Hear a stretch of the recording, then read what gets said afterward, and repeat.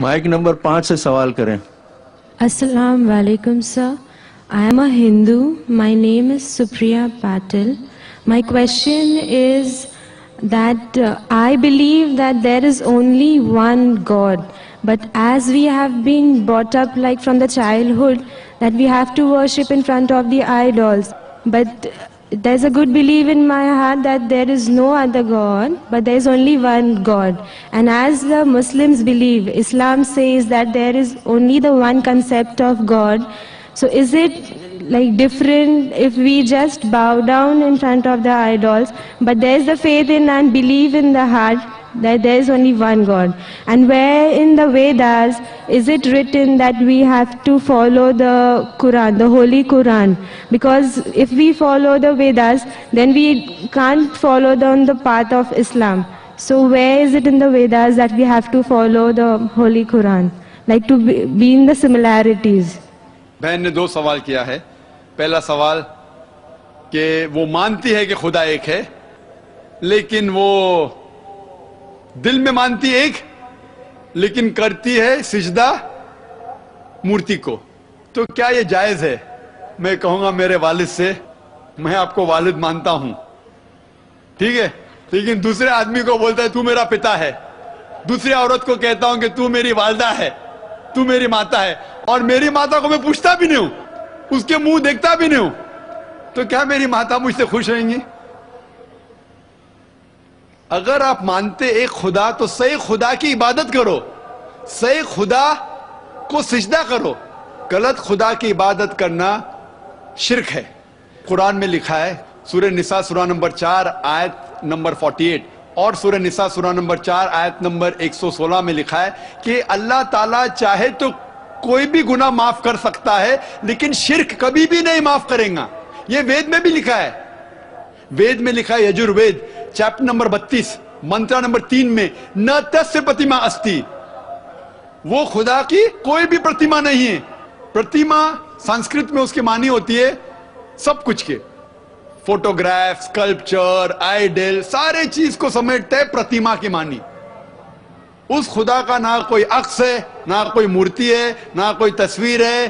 اگر آپ بت پرستی کرتے ہیں تو آپ وید کے خلاف جا رہے اور قرآن کے بھی خلاف جا رہے. آپ سوچیں میں دل میں مانتی ہوں خدا ہے کہ لیکن غلط خدا کی عبادت کر رہی ہے. اگر میں کہوں گا کہ میں دل میں عزت کرتا ہوں میرے والدین کا، ماتا پتا کا، نہ ان کا منہ دیکھتا ہوں نہ کچھ، دل میں کرتا ہوں لیکن خدمت کرتا ہوں دوسرے کس کی، تو یہ غلط ہے. ہمیں صحیح خدا کی عبادت کرنا چاہیے. دوسرا کوئی بھی گناہ کرے شاید اگر خدا چاہے تو آپ کو معاف کر سکتا ہے، لیکن شرک سب سے بڑا گناہ ہے جو وید میں بھی لکھا ہے، بائبل میں بھی اور قرآن میں. آپ کا دوسرا سوال، وید میں قرآن کا ذکر ہے اور اگر ہے تو ہم دونوں کی بات کیسے مان سکتے ہیں کیونکہ اختلاف بھی ہے. بہت اچھا سوال. میں مانتا ہوں کہ وید اور قرآن میں یکسانیت بھی ہے، اختلاف بھی ہے.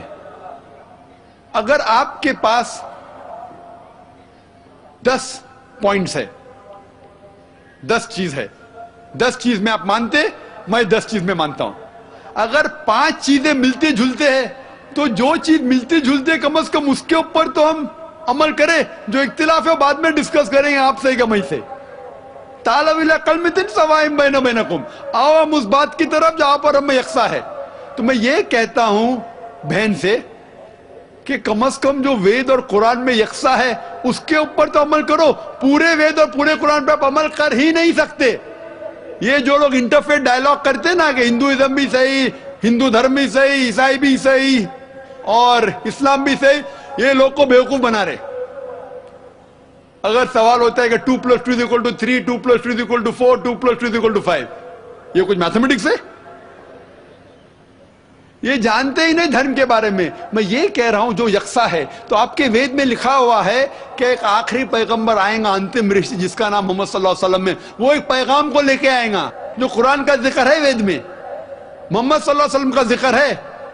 اور وید کے اسکالرز اکثر کہتے ہیں کہ وید آج کی تاریخ میں پیور فارم میں نہیں ہے. ببلیکل اسکالرز بولتے ہیں Bible is not in the pure form. پورا مکمل طور پہ اس میں ملاوٹ ہے، وید میں بھی ملاوٹ ہے. لیکن اسکالر یہ کہتے ہیں قرآن مجید میں کوئی بھی ملاوٹ نہیں ہے. اگر میں آپ کو ایک گلاس دوں گا پانی کا اور اس کے اندر ایک قطرہ ڈالوں گا گٹر کے پانی سے اور ملا لوں گا, آپ کو نہیں پتا تو شاید پی لیں گے. آپ کے سامنے جب ڈالوں گا تو کیا آپ گلاس کا پانی پئیں گے؟ پئیں گے؟ نہیں پئیں گے. آپ جانتے ہیں کہ اس میں ایک قطرہ ملاوٹ گٹر کا پانی ہے. نہیں دیکھیں گے, مل جائے گا, رنگ سے پتہ نہیں چلے گا, شاید پی لیں گے.